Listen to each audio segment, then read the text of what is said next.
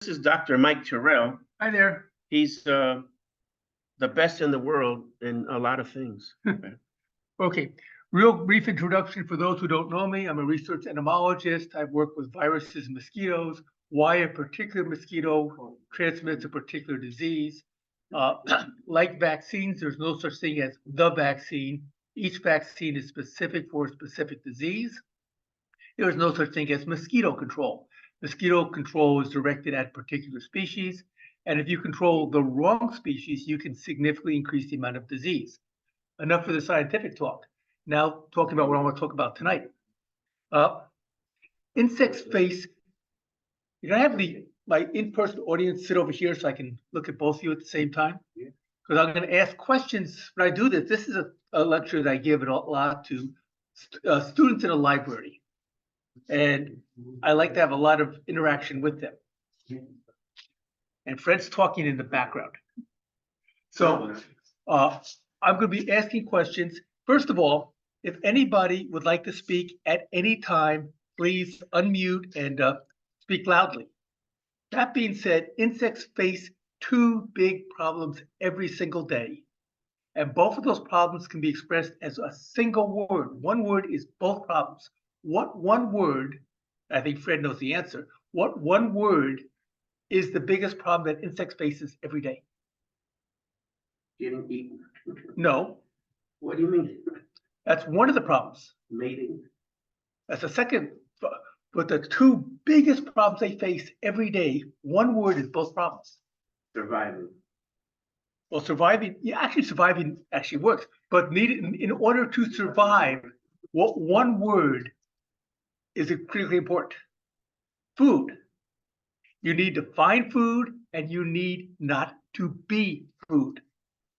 So how do insects avoid being food? What's the most common thing insects use to avoid being food? Hiding. Camouflage. So in the springtime, what color are most grasshoppers? Usually it's brownish. In the springtime? Green. Green. What do you call a brown grasshopper in the spring? Food. Food. In the fall, as the grass and everything is turning browner, what color are most grasshoppers? What do you call a green grasshopper in the fall? Dead meat. Food. So insects are really good at hiding. Now, this talk is done with a lot of, and I've got my display boxes with me, so I'm going to pull a few specimens out and hold them up to the screen so people can see them.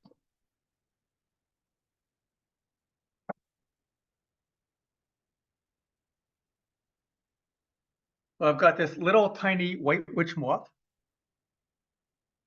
This is from Peru. So in the rainforest of Peru, this thing will be spending the entire day sitting on a tree trunk in the forest with speckled light coming down through the trees. You can't see these things on a tree trunk. They're hidden. Well, are they going to become food? No, nobody can see them. What are they not getting by sitting on the tree trunk? What are they not finding? Food. So if it leaves the tree trunk and flies to get food, what does it become? Food. These are eaten by night-flying creatures, mostly bats and maybe owls and a few other birds. So this gives you some protection, but not enough protection. Yeah.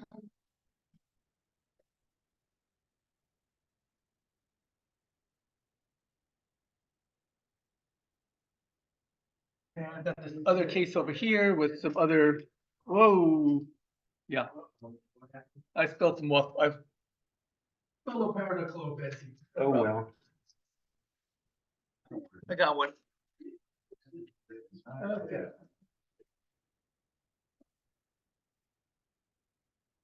Okay, and that'll work. I have this little creature here. This is a walking stick. Now, this particular walking stick was in a bush at the side of my house, and for some reason, which I do not understand, it crawled out of that bush, it crawled up onto the white siding, and was walking horizontal, parallel to the bush, 2 feet above the bush. I saw it from 50 feet away. It did not deserve to be in the gene pool, so I removed it. So this is a walking stick. And if this was a live audience, what I would normally do, and I'm gonna do it right now, is another walking stick. Just stick around and let people actually see. Using a that too. So, here's a bunch of walking sticks.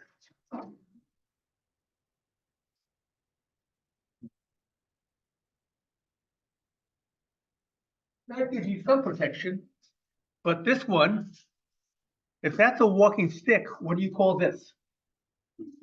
A walking leaf, because it looks like a leaf and it. Now, is this like a healthy leaf or a sick leaf? It's a little hard to tell from the thin specimen because they're usually a little brighter colored when they're live. Is this a healthy leaf or a sick leaf? I would guess. Some with disease. It's got a brown spot all over. Is it a healthy leaf? Is it a healthy leaf? No. If you did not eat leaves, would you eat this thing? No, it's a leaf. If you ate leaves, would you eat this thing? No. I want a nice healthy leaf. I don't want to eat a sick leaf. So these are not eaten. And I have, this is a live audience. Again, I would have multiple different types of walking leaves. And almost all of them are kind of yucky looking leaves. So nobody would eat these because it's a yucky leaf.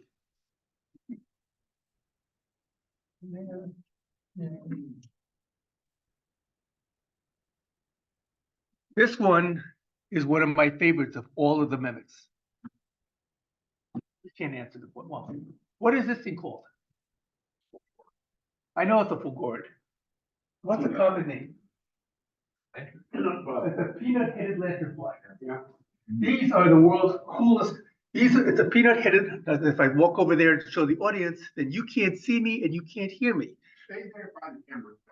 Yeah, but I got a live audience. I want to show these to creatures. Okay. Now, this peanut-headed lanternfly is the really coolest of all mimics.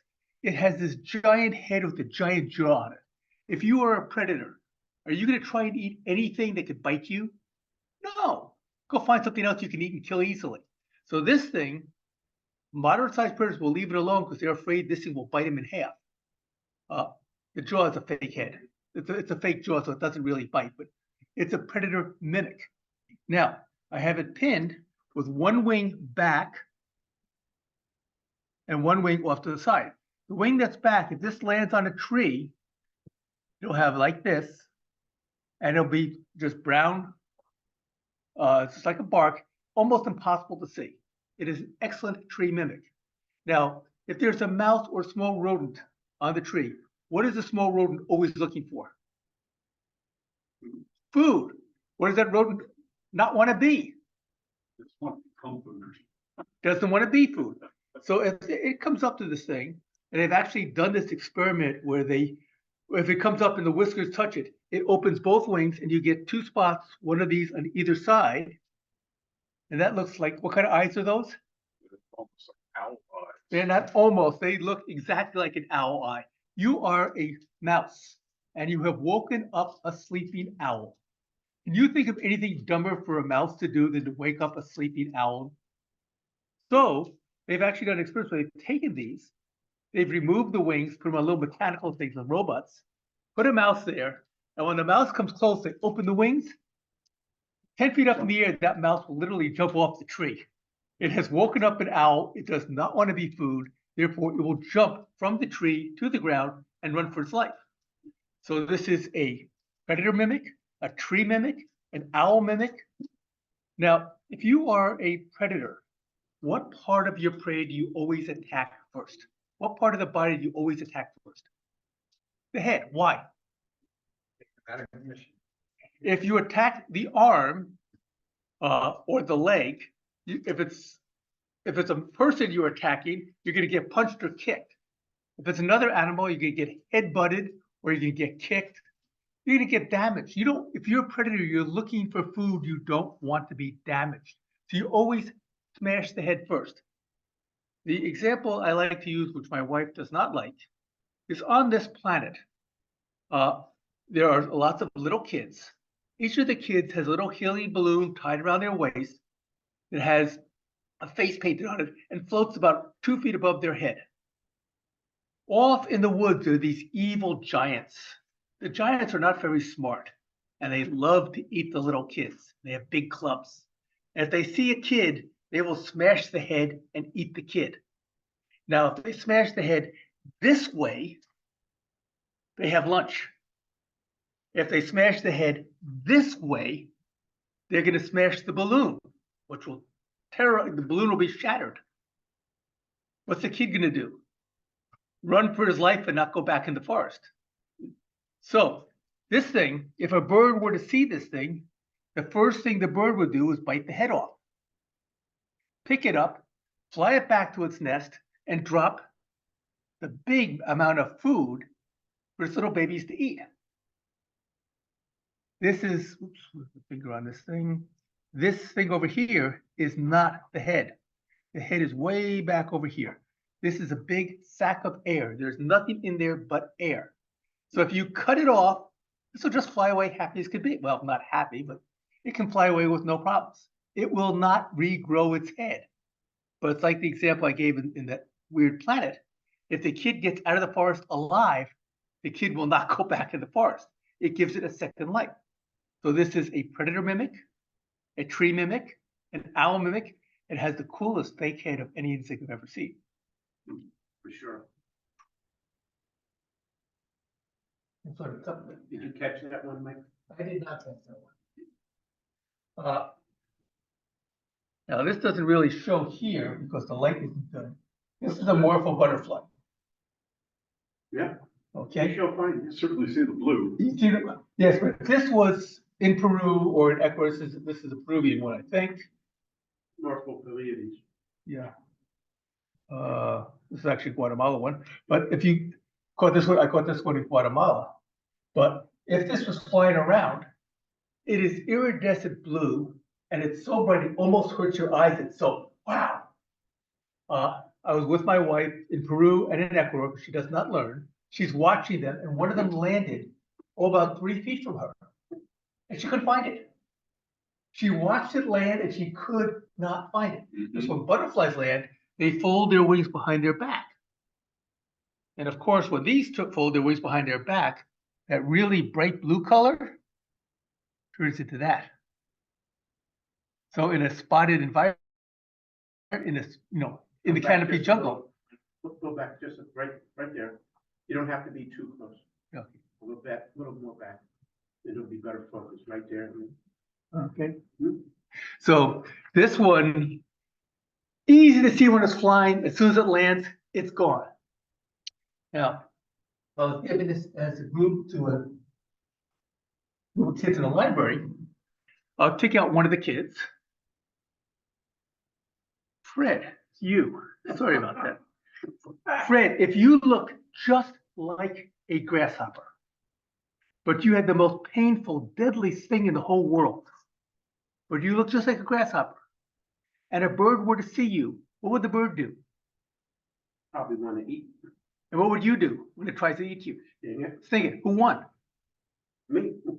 You've been bitten in half and you're dead. Who won? I still won because the bird won't do it again. The bird is dead. And this bird is dead, yeah. But you're both dead. Did having this thing give you any benefit at all? If it's a learned behavior for the bird. The bird's not going to learn. It's dead. Is it really going to be dead? It's the most painful, deadly sting in the world. It kills every bird. Really? Which wasp is this? Well, this is not a wasp. Grasshopper. You look like a grasshopper. I'm trying to explain something. That does a sting give you any protection at all? Just having a sting? No. If I had a really painful sting or I was poisonous, instead of trying to hide it, I would say, hey, birdies, here I am. I'm right here. See me? Come near me. I'll kill you. How does an insect tell a predator, you come near me, I'll kill you? Warning colors. Warning colors, yellow and black, yellow, red, and black. If you're green or brown, you're almost by definition good to eat. If you're Gobble it down. green or brown, gobble it down. Red and yellow, stay away from that fellow. But if you're bright colors, it's, oh, I'm not gonna go near that thing. And the birds will learn from having tried to eat one of these things. they did a really neat study where they took a bunch of viceroys. They took a bunch of baby birds, and they took some dead viceroys and dropped them in the cage. And the birds looked at it and said, "Yeah, is that good to eat? I don't know. Want to try it? Yeah. Tastes pretty good. How do you feel? Pretty good." They gobbled it down. The next day, they dropped another handful of viceroys in there. The birds ran over and just gobbled them right down. And they did this for about 4 or 5 days. Then they put in a handful of monarchs. The birds went right over because they looked just like a viceroy and just gobbled them right down. And the birds immediately lost their lunch, upchucked, vomited, worshipped at the porcelain throne, wished they were dead, and were just miserable birds. Didn't kill them, but they were really sick. The next day, they put another handful of viceroys back in the cage. And the birds took one look and said, brown, reddish brown butterflies with black stripes, some of them are really good and some of them get you really, really sick. Nope, not me. They're just not right. So they didn't eat them. Now, what's really cool about this, when they did the study, they had 2 cages of birds side by side. They did the study in cage number 1. So it took them a week. After a week, they started the exact same study in cage 2. Remember, cage 1, the birds looked at them and said, "Good to eat, I don't know," and they tried them. In cage 2, they just put the viceroys in there. They had never seen them, they had never tasted a monarch. They took one look at the viceroy and said, "I saw what happened to cousin Charlie over there. I'm not touching you." The birds didn't have to eat the poisonous butterfly. If they saw another butterfly, another bird eat the poisonous creature, they learned, no, you don't eat those. Those are not good. So it was really, you don't have to have the venom to be the protection from being poisonous. And let me run over here for a second where I put it. Here. And this is the problem of the not in person.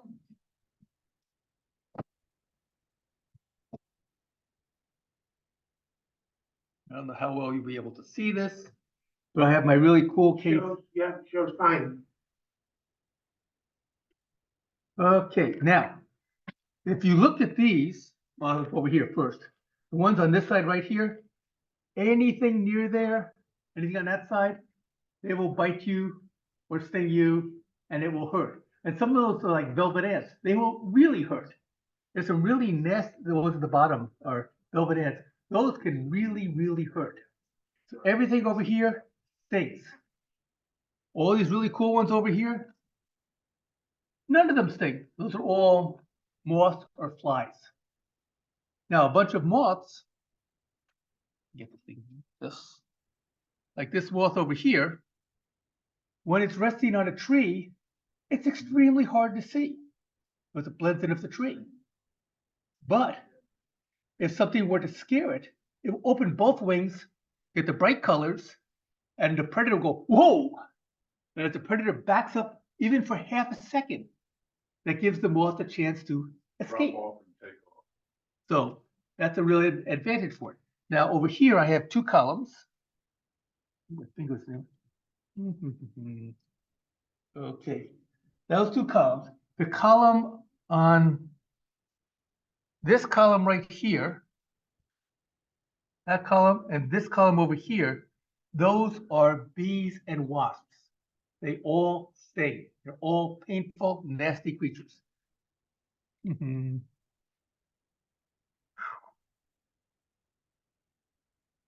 This is a royal pain to do it this way. Come back just a little, right there. Okay, that's better. Yeah. So, bees and wasps, they all bite and sting. These over here, these are all flies. Every one of those is a fly. The one on the bottom, is a moth, and all the others are flies. They don't bite, they don't sting. They're really good imitators. I was in Republic of Georgia catching some bees for Sam Drogi, and I noticed one of the bees wasn't a bee. It was a bacillid fly. I said, "Wow, that's cool." It looked just like a bumblebee. So I caught the fly, caught the bumblebee. I gave Sam the other bumblebees, but I kept that bumblebee. Slide that up here so you can actually see it. Yep, right there, man. That's good. Okay. You got it right. You got the bee, and you got the two bees there. One of those is a fly, and one of those is a bee. Perfect. Right There there. you go. Yep. So, We don't need no fancy. yeah, this is royal. It's so much more fun when I'm walking out in the audience and showing each of these things. You want to invest $300 in cameras and stuff, let me know. No, thank you. It's much better to actually see the real specimens. I have a whole bunch of display cases of insects that I brought with me from Africa, from South America. Don't worry, the audience in the room will appreciate them. So people in the room will enjoy it. Yeah. Okay, at this point, I would normally say, are there any questions? Does anybody have any questions? Is anybody still there? There. I can't tell. That's what I really don't like about these audiences is that nobody has their picture on. Any questions, any comments from anybody? What the picture? Well, maybe, what is the weirdest insect that you've ever collected? Weirdest. I can tell you the most fun insect I ever caught.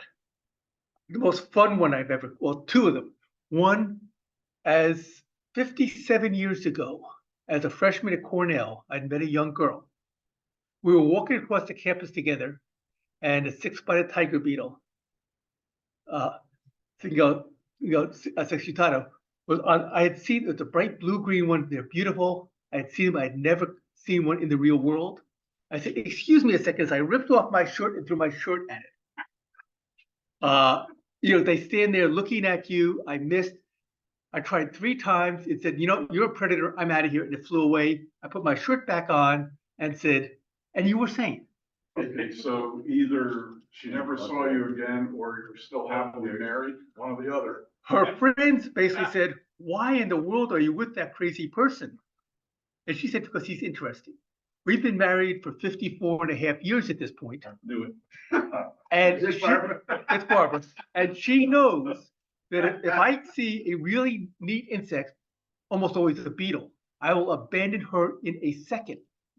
I have abandoned her in Kenya, South Africa, Peru, Ecuador, Costa Rica, various different states. So I've always just chased after, but I come back. Still managed to find your way home. Okay, the other one was I was in Kenya collecting. I was teaching a course and we went on safari, and I was wearing a shirt that my son had made for me. It's pictures of insects from my collection. One of the insects is a walking stick. Oh, about that size. A little bit more than a foot long. Giant walking stick. And it's on the back of my shirt. And I'm out there, we're out in the Masai Mara, where in a semi-resort area game lodge, but there are no walls around it.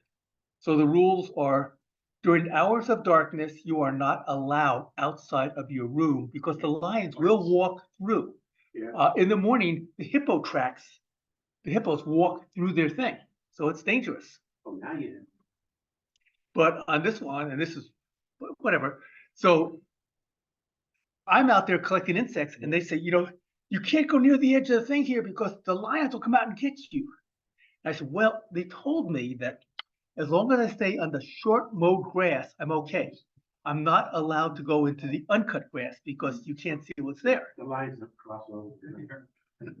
But I'm there, and I got a lot of grief from the various guards. Yeah. And finally, one of the kids, I'm guessing like a 15-year-old guard, said, this is dangerous. I said, if you watch, I have to stay only on the short grass, and I'm catching mostly bees to give to a person at the Smithsonian. He said, okay. that really big one on your back, I saw one just like it. I said, oh, that's nice. It's 15, okay. How big was one you saw? Oh, about the same size as that one. So the thing is, a little bit more than a foot long.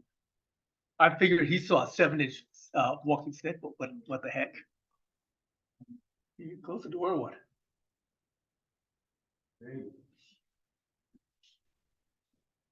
Yeah, he's fine.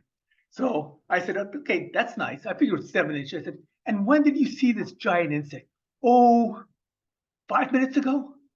I said, what? Where did you see it? And we went off running. And he took me to it. We caught it. Well, it was on the ground. And there were two Maasai warriors in typical Maasai warrior dress with their sword and everything else. And I bent down and picked it up. And the two Maasai warriors jumped back and screamed, don't touch him. They're deadly poisonous. And I said, they're harmless. And I put it in my shirt and it walked up on my face. They screamed, they ran away. They were back within 1 minute with their cell phones, taking pictures of the crazy American with this deadly creature on his face. The hippos you have to watch out. The hippos are They're dangerous. very dangerous. Their tracks are like that. I was over there with two. I've seen them. Yeah, crawl up on the things. No, hippo? I'm talking about. Just 1 second. What do you think, Mike? Should I start mine up? Well, I'm gonna do one thing first, so you can see that picture. Can you see that picture or not? Get it a little closer. A little closer. Yeah, right there. Sure. That's the walking stick. It's over a foot long. It literally is on this shoulder, right about here, and over here. So it is that big. Oh, it's way over a foot. I caught this thing. Where is it? I took it to at home. That's not everybody with me. I talked to the Maasai warrior. Am I allowed to keep this? Because you're not allowed to take any animals out of the Maasai rainforest, the tundra, not tundra, savanna area. And oh yeah, you can keep that if you want it. Don't touch any of the animals though. So I said thank you, and I got 2 water bottles. Took my knife, cut the round ends off, put it in my killing jar. Well, I put it in a Ziploc bag. Put the open killing jar in the Ziploc bag to kill it. Then wrapped it in tissue paper. Stuck the 2 water bottles. Duct taped around them. So I had a container about yay long, solid, and just brought it home with me. It was fine. Okay, that's fine. That's probably the most interesting insect that I've caught. Fred, your turn. All right. Michael, let me get over here by the phone. Mike, thanks a lot. Very interesting.